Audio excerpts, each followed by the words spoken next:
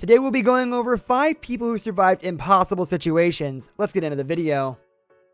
I just like the sound. Number 5, 4 months adrift in the ocean. In November 1942, a British merchant ship, the Bin Lomond, left Cape Town, South Africa on a voyage across the Atlantic to pick up cargo at Paramaribo in Dutch Guiana, now the nation of Suriname.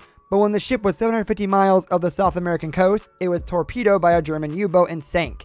The only survivor was a 24-year-old Chinese seaman named Poon Lim, who jumped overboard. Struggling to surface, Lim managed to find one of the ship's rafts. Even more miraculously, he located a tank of water and some cans of food in the floating wreckage. He improvised a fishing tackle to catch more food.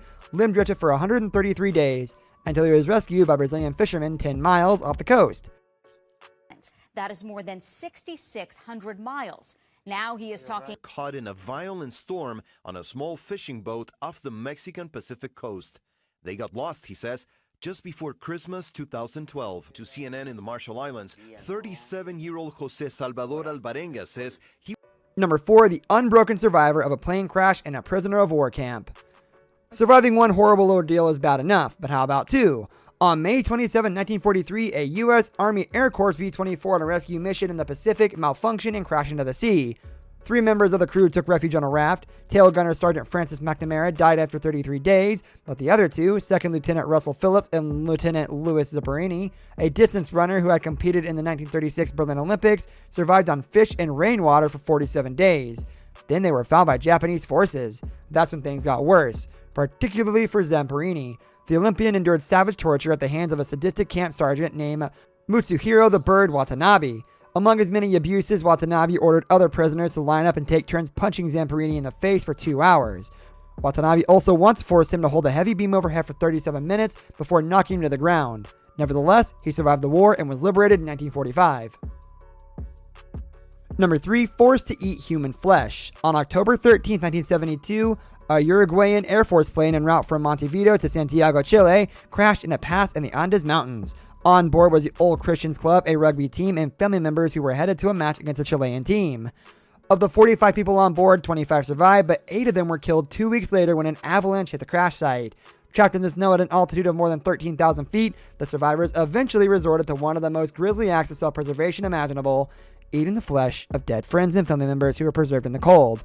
After more than 2 months without rescue, 2 of the athletes, 21-year-old Fernando Parado and 19-year-old Roberto Canessa, decided to hike off into the wilderness in a desperate search for help. Number 2, escaped the Soviet gulag, walked 4,000 miles. Slavomir Rawicz, a young Polish cavalry officer, was called up to defend his country against the Nazi and Soviet invasions that started World War II. He was captured by Soviet forces and sent to Moscow in 1939. There he was convicted on a trumped-up charge of espionage and sentenced to 25 years of hard labor. He survived a brutal trip to Siberia, in which he had to ride in the back of an open cattle truck in sub-zero temperatures and then march hundreds of miles in chains.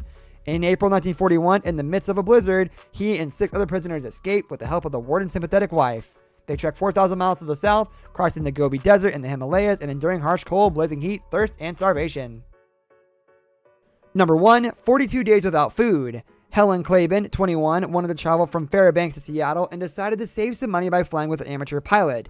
42-year-old Ralph Flores. It turned out to be a fateful choice when Flores' plane crashed on February 4th, 1963 in a snowstorm in a remote part of the Canadian wilderness. The passenger and the pilot suffered broken bones and other injuries, but they were alive.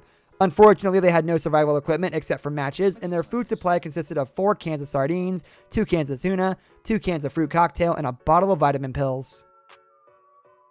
That's going to do it for today's video, guys. Thank you so much for watching. If you enjoyed the video, leave a like on the video, and don't forget to subscribe to our channel so you don't miss out on any of our videos in the future. I'll catch you next time. Goodbye.